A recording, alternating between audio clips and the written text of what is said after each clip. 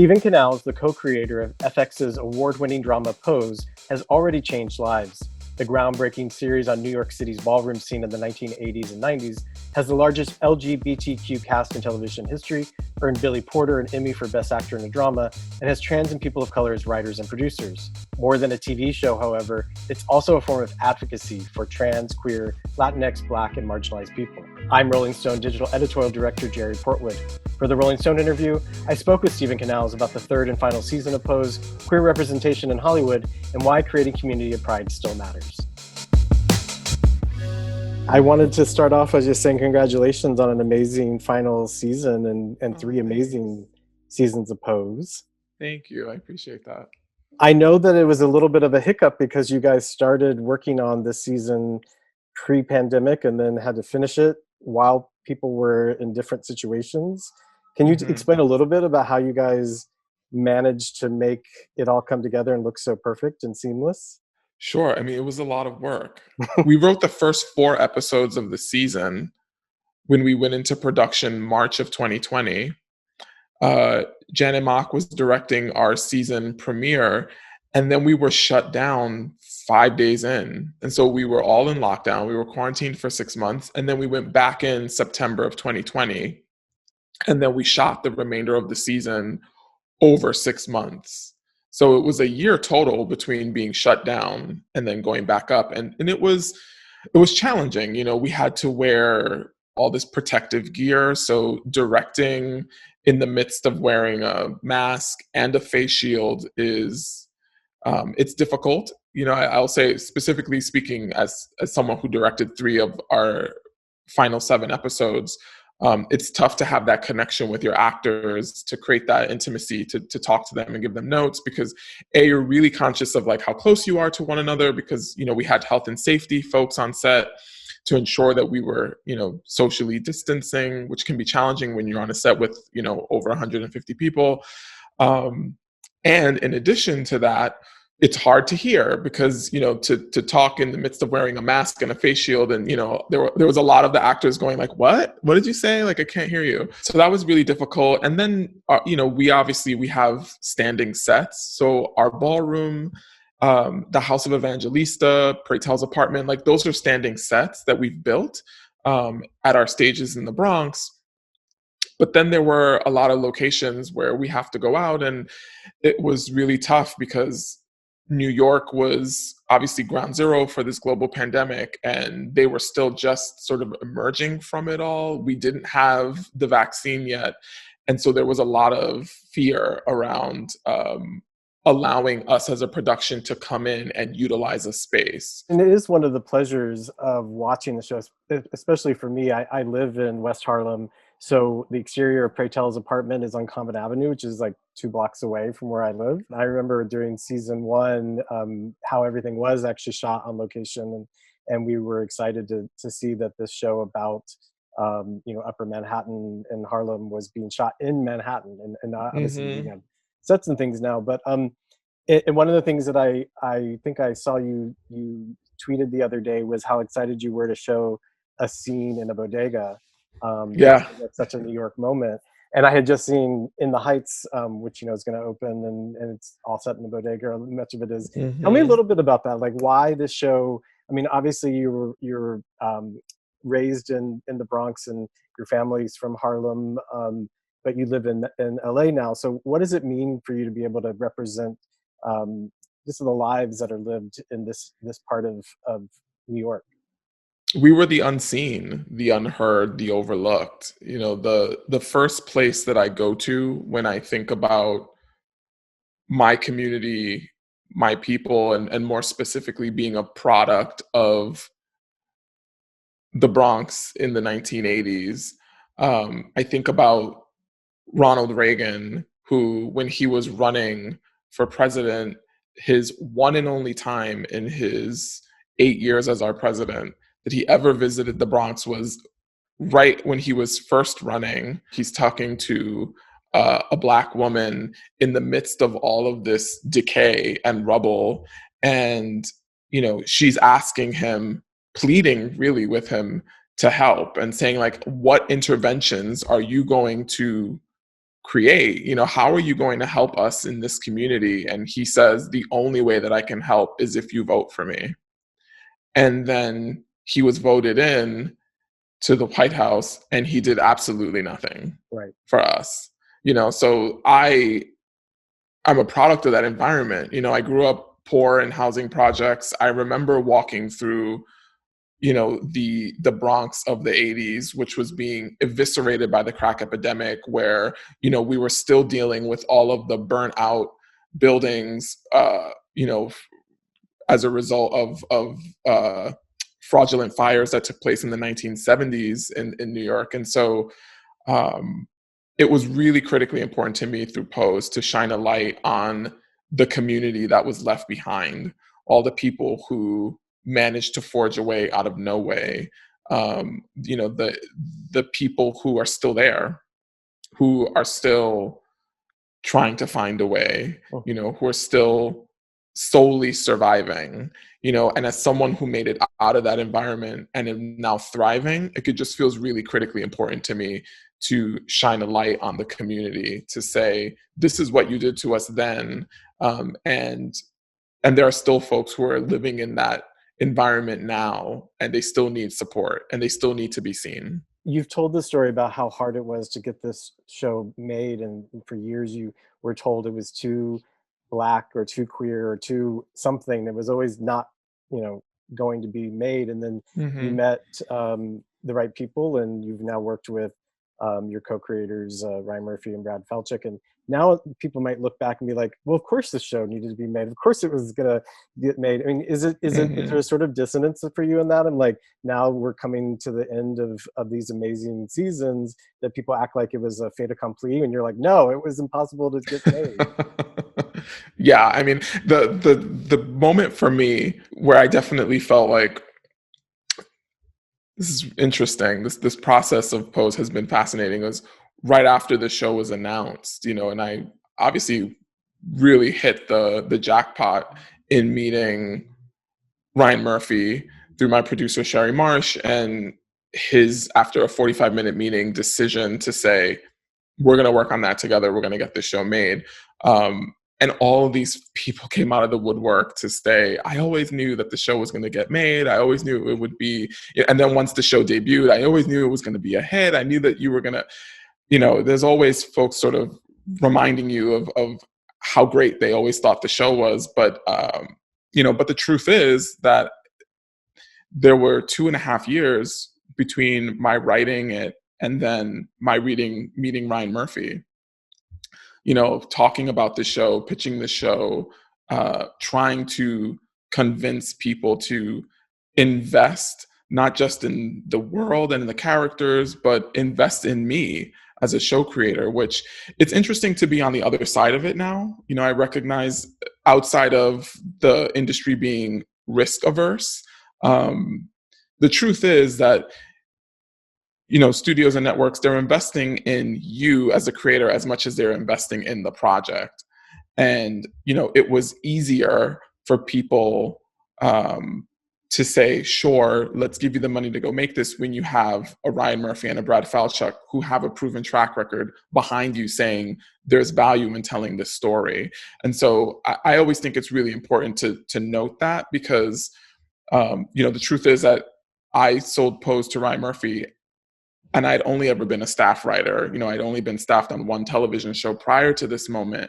But I think that the passion and the voice on the page, that those things should supersede, you know, experience. But the reality is, I get it now, right? It's like, who wants to hand millions of dollars to someone who, you know, we don't know if they're going to actually take us to the finish line? And that's scary.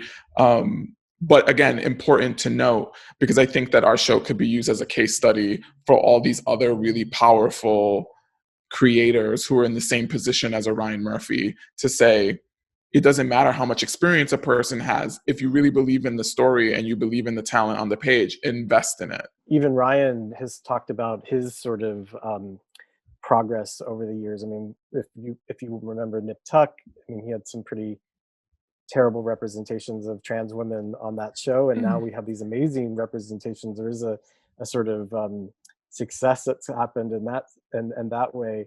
And you have these great trans writers working with you and directors. Um, Tell me a little bit about that process, because as you mentioned, you've worked on one show. Now you have this tight, creative writing room that you guys collaborate, and even you made your directing debut in season 2, and now directed several episodes, as you mentioned, as well as writing. Tell me a little bit about that progress, about the learning curve that everyone went through, because I mean, most of the people hadn't really worked on TV as much as some of the other people have in the industry.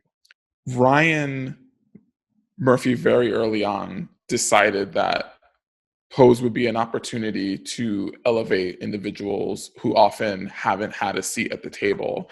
And to Ryan's credit, the thing that he did is not just invite folks like myself, like Janet Mock, like Our Lady J, to have a seat at his table, but he also shared all of the tools that he used to create his table. He really gave us the knowledge so that we can now go off and create our own tables. And that to me is such a incredible blessing. You know, I always say I went through the Ryan Murphy school of how to produce television.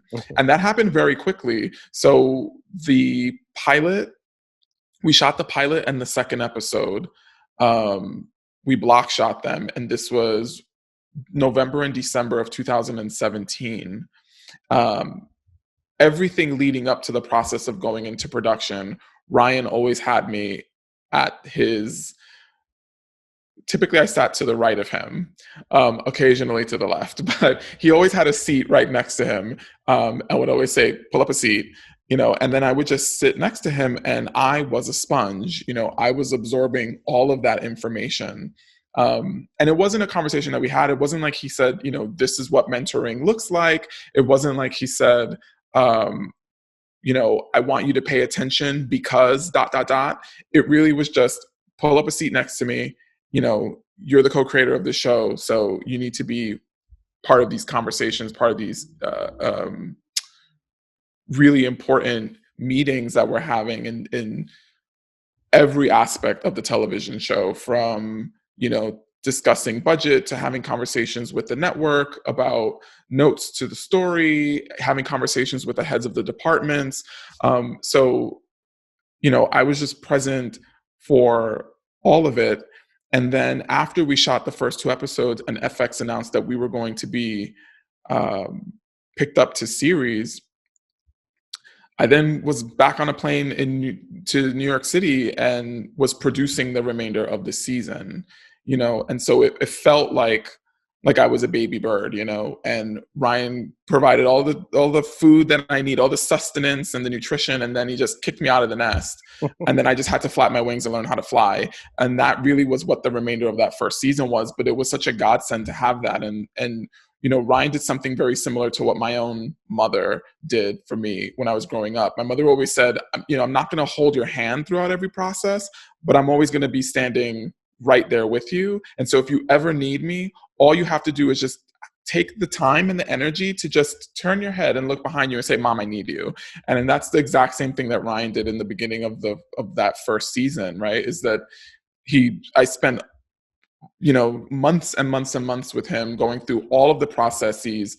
I obviously had an opportunity to be on set during the filming of those first 2 episodes and to really observe and to take in what does it mean to produce television, because to produce TV is a very different process than putting it on the page. And then I got to actually go off and do it. And so I went from theory to practice, and that, obviously is invaluable. I want to know some of your favorite moments or memories or scenes. And I know it's obviously a very collaborative thing. I wanted to share one that I actually tell a lot of people when I explain to them parts of the show of why I think it is so monumental and important. And part of it is, I mean, you and I are similar in age, and remember when there was no gay representation or queer representation or any kind of representation on TV. And there's this scene, Blanca is explaining to her kids about safe sex right after we've had some really steamy and amazing sex scenes as well. But this the very fact of talking so frankly about gay male sex, I felt like had never been done, even in the shows that Yeah. have tried to portray it. And I wondered about that, about were there ever people saying like, okay, maybe you've gone too far, we don't need to know so much, or don't be so don't tell so many secrets, or be so explicit. No, and I will say to John Landgraf, who is the president of FX, to his credit and to his team's credit, they never balked at anything. Honestly, I think the only pushback that we ever received from the network was, I want to say it was in the, it was either, I think it was in the first season. We had a body category, and one of our background actors who's from Ballroom removed her top while walking the category. And it was just like, it was such a great moment and it was fantastic. And so we put it in the cut, and they were like, you can't show a full breast. Like, we can't see, female nipples on television. So we had to take that out. But I think that was the only time we ever received any kind of pushback. On the page, they were always hyper supportive. And if anything, I will say, more often than not, the note from Ryan was more. Like, you can push this even further. Which always, for me, I always felt like, really, can we? I was so used to watching television be really sanitized, especially when it comes to queerness and to representation of queer and trans people. So I think I started internalizing some of that, and it played out on the page. The moment that you're talking about, that you're referencing, is the conversation between Blanca and Damon in the second episode of our very first season. And it's after Damon has gone on a date with Ricky in the Piers, and then he comes home really late, and they have this conversation about safe sex and sex between two gay men.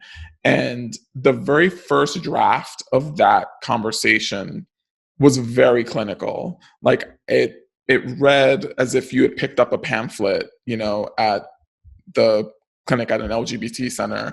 And I remember Ryan read the first draft of the script, and he was like, it's like, something is just not hitting, and I did a couple drafts of it, and it just, finally, I remember Ryan sat me down and he was like, this is a mother talking to her son. What do you wish your mother or your parents had said to you? And I was like, oh, got it. And so then I went back, and then it just became the scene that you now see on screen, where it's much more, it's softer and more maternal and more familiar. That scene in particular, which I often have specifically gay men talk about with me, I think partly because we'd never seen anything like that before. It's like, oh my God, they're talking about bottoming on television. And so, and obviously that's something I think that's really familiar for queer men, but not something that you often hear on television. And that moment, that scene was really, it was freeing and liberating and important for me as a storyteller, because I think after that scene, I realized, oh, there's I have a true co-conspirator and ally in Ryan and in the network, who never pushed back on that scene, who never said, oh, I don't know if we can go there. They were like, no, this is great. We love it. They're having a conversation that needs to happen and is going to be really life-changing, and maybe in some cases life-saving for the audience. But it also let me know that we could go there, and so I think that scene in particular is where everything shifted for me on the page, where I thought, oh, okay, there's a power in the story and the narrative that we're telling. And so what are the other places, what are the other stories, the other narratives that we haven't seen yet on television? What are the other places that we can go to that are going to feel scary in some cases, but are still really important and necessary? One of the things that I found always interesting about the show as well, though, is you sort of bend reality. I mean, it is a drama, but it also is really funny. But also there's things that you're like, okay, this is way weirder and more fantastical and fabulous than reality may ever actually be. How did you guys discuss or balance those moments of like, it's okay that things aren't always realistic, and we can just have fun with it? For me, my barometer for what has been real and what has been fantasy has always been the ballroom community. it's their story that we're telling, and the ballroom scenes really are the moments that are the most elevated and the most fantastical. And they've never come back and said, like, that doesn't feel real. I think it feels like fantasy because it's hard to wrap our brains around this particular community, this group of people having the successes that they have. But the truth is that every narrative that we've told on our show has always been rooted in some truth. So the story of Electra and that trunk is very clearly referential to Dorian Corey's story, Right. Who is a trans woman, who was a performer, who was part of the ballroom community, and who, after she died, a dead body was found wrapped up in leather and mummified in a trunk in her closet. In the same way that, there were trans women who in the early 90s, after Giuliani started cleaning up the city, and once all the bathhouses were closed and the sex dungeons were closed, opened up Star 69 and made a ton of money, and found legal ways to make cash. And so, those narratives are all real. They really happen to real people. Was always important for us to be an aspirational show. And so there certainly are moments, I think, in the show where the win may seem not quite realistic to some people. And I suppose, depending on what that element is, maybe we're taking creative license. But I think at the end of the day, we've seen so many stories around Black and brown people, around queer and trans people, where the narrative is so deeply rooted in our trauma. And I know for me, I was just exhausted by that and not particularly interested in telling that story. So that felt to me really critically important, for us to not replicate, let's not duplicate those narratives that we've seen time and time and time again. It's the reason why on our show, you don't see our characters really struggling with their identity ever. It's like they're all pretty self-actualized. And part of that is like, we've seen that narrative a million times. Like, when do we get to move on to the next stage of our lives?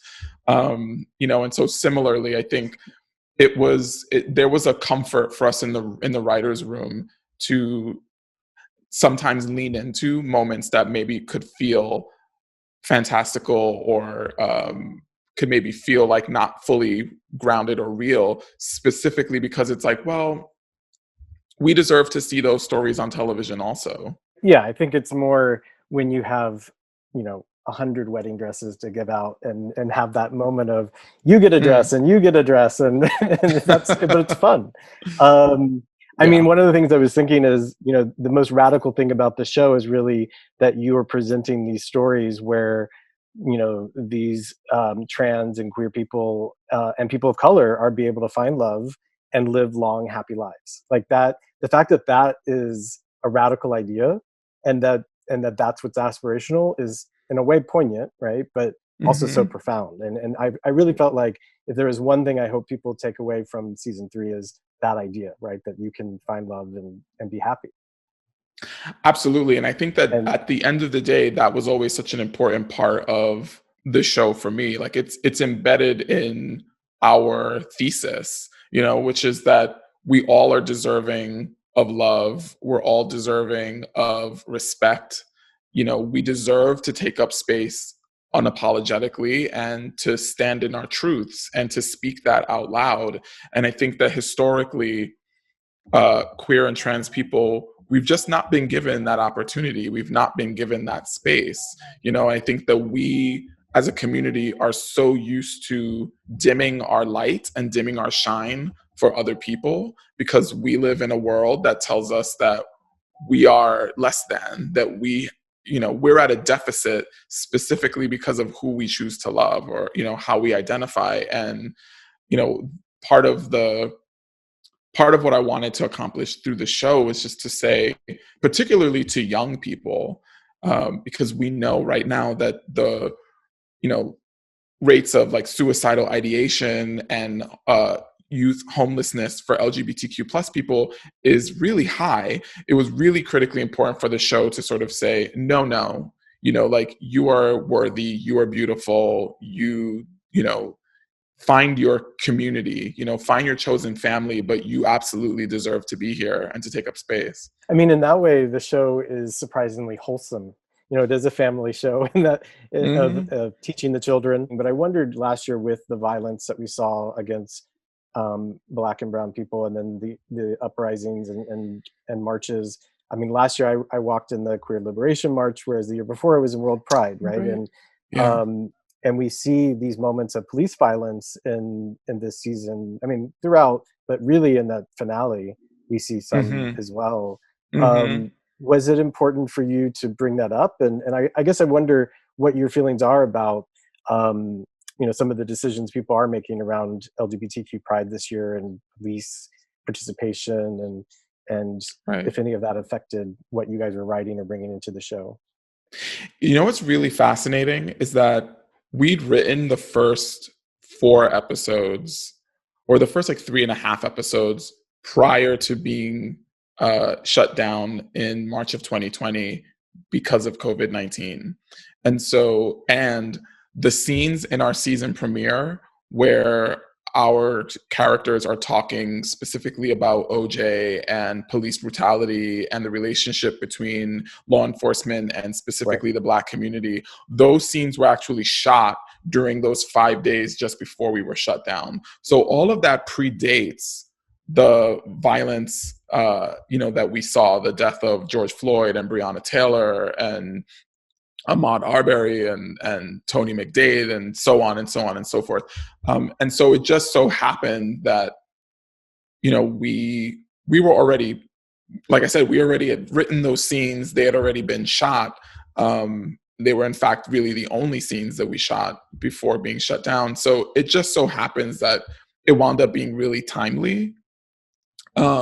Similarly, our show didn't. It's interesting because during that period of time last summer, when there was a lot of civil unrest, and then obviously Pride Month is in June. There were a lot of conversations, and I had a lot of folks asking me, "Do you think the show is going to address?"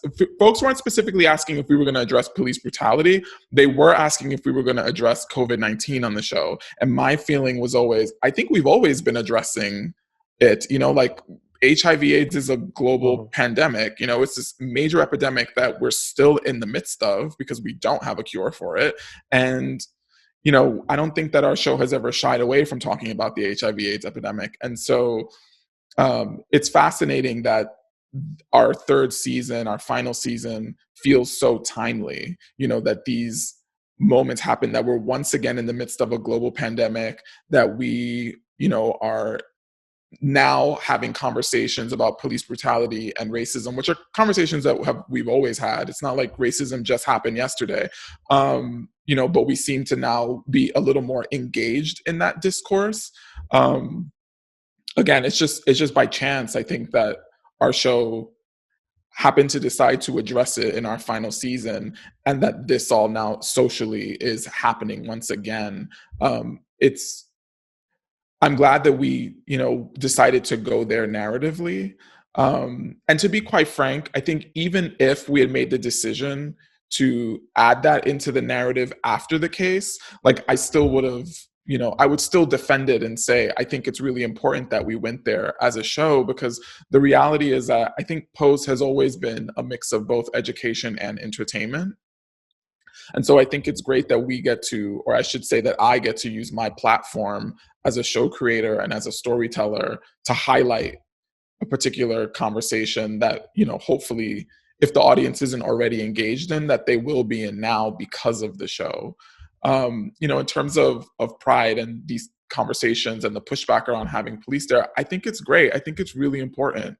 I am someone who is fairly new to abolition work, but I'm someone who, I don't think that people should be in cages, and I think it's really critically important that we have conversations around where our resources are going, because the reality, especially as someone who grew up in the Bronx, and specifically I went to Adlai E. Stevenson High School, near Castle Hill, and in that Soundview section of the Bronx, and it no longer exists. Like, the campus is there, but my high school no longer exists.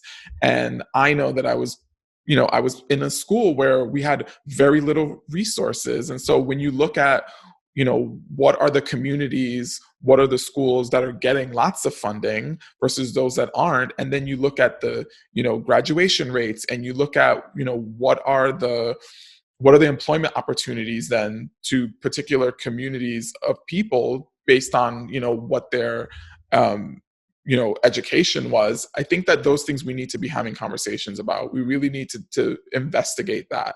And so, as opposed to putting monies into locking people up, like, why are we not taking a step back in a more macro view and saying, let's put more money into education, let's put more money into the arts. I know for me in particular, growing up in the Bronx in the early 90s, in the midst of re-emerging gang violence, what was really life-saving and life-changing for me was joining an after-school program where I had the opportunity to work on a documentary short. So I think there's so many other interventions that require monetary resources that we could be looking into as a community, as opposed to putting lots of money into law enforcement and into creating new prisons. So you mentioned this platform, and I know that you have this deal, TV deal, and must have other projects that you're working on. And there still is so little Latinx representation in Hollywood. And I was curious, what are you hoping for once you're done with this cycle of this show? What are your next steps, and what do you hope to bring to new projects that you're working on? I spent 10 years working in higher education as a college administrator. And so I think, that time in the academy really impacted my approach to both life and to my work. And so, I think that there was a deep intention when I created Pose. When I wrote that first draft at the tail end of 2013, television was being dominated by straight, white, cisgendered male anti-heroes. And while I appreciate and love shows like Mad Men and Breaking Bad and House of Cards, we were not, Black, brown, queer, and trans people weren't populating television screens. And so the impetus to write that show, it had nothing to do with career or anything else. It really had to do with, who am I not seeing, and what is the show that I want to watch? Like, I identified a gap, and I intentionally worked to fill that gap through the show. And so the place that I'm in right now, post-Pose, is I'm doing my television assessment again and asking myself, like, what are the stories that are missing? Where are the gaps? Who are we not seeing? And let me use my voice and my art to fill that in. Harder to do now, years later, because so many incredible people now are working in the industry. And so I'm having to do a lot more work to identify the gaps. But what are the storylines that stand out for you? I mean, we had certain episodes that were focused more on the male gaze or in the male story, and then some the women had some incredible episodes. And I wonder, are there any moments that you would love to explore, or things that you still are your favorite moments after all this time? If there were narratives that I felt we didn't get to explore, then we would have just extended the show. I would have gone there. The truth is, when I first pitched the show to Ryan, to me, the show was always an investigation into the HIV/AIDS epidemic through the lens of Black and Latin, queer and trans people. I just happened to situate those Black and brown people within the ballroom community. Because I think, don't get me wrong, a show about the HIV/AIDS epidemic from the Black, brown perspective, I think is really interesting and fascinating. I don't know that a ton of people would have, tuned in to watch that, but you then situate these characters in ballroom, and then suddenly it pops and it brings people in, you lean forward a little more. So that's what the show is all about. And then what really rooted and grounded the narrative is that we were also sort of looking at what was happening socio-politically in New York, and so obviously like all of our time jumps and then sort of tackling what were the things that were happening in New York City at that time also helped to ground the narrative. Did you specifically end it when you were 14? Weren't you 14 in 1994? Yes, I was. No, I mean, we ended the show when we ended it because for me, like I said, the show was always about the HIV/AIDS epidemic, and so to me, the place where the narrative, where I wanted to sort of leave our characters, was with the cocktail emerging and HIV/AIDS no longer being a death sentence. Right. So to me, I grew up, and you mentioned we're in the same age, so from the same generation. But so I'm sure this will resonate with you. But I remember being a young person, especially at like 9, 10, 11, because I was hyper aware of what HIV/AIDS was even at 6 and 7, specifically because we had a family friend who died of AIDS, and I was a real cinephile even as a kid, and all of the films and television shows that ever portrayed HIV/AIDS, and even like the daytime television shows like Oprah and Donahue, whenever they talked about it, it was always talked about in this really grim way. And so coming into creating Pose, I was like, I just want to rewrite that narrative. But I also knew that, as much as I wanted Blanca to, which she says in the pilot, right? It's like, I want to leave a lasting legacy, and Pray Tell encourages her. Well, then you have to have a bigger dream. It was really critically important for the story to get to a place where we now have meds. Those meds are accessible to people, and being diagnosed with HIV now doesn't mean that your life is going to end. And to me, that always felt like the natural end of this story. Which was, you're right. I mean, it's something that changed, where we could say you can live with AIDS rather than before you were going to die. You gave us hope. I mean, that's where you wanted to leave it, was on hope. Absolutely. And I think, and obviously that still comes, for folks who watch the finale, like there still are sacrifices, and there still is loss, and there's still heartbreak in the journey. We're never going to we'll never be removed from those things. That's a natural part of living, of existing. But at least in terms of, like AIDS narratives that are out in the world, it's like, I just wanted something other than, Philadelphia, for example. I still remember that movie, and it's funny that you mentioned 14 in 1994, because that's when that film was released, and I just remember being so shattered after watching it for the first time, and that's a really difficult movie for me to revisit. And that's such a big part of it, right? Is that this man gets AIDS, and then at the end he dies, and that is heartbreaking. And I wanted the world to see a story where we have HIV positive characters thriving, because that is the truth. Thanks for talking to us today, and happy Pride.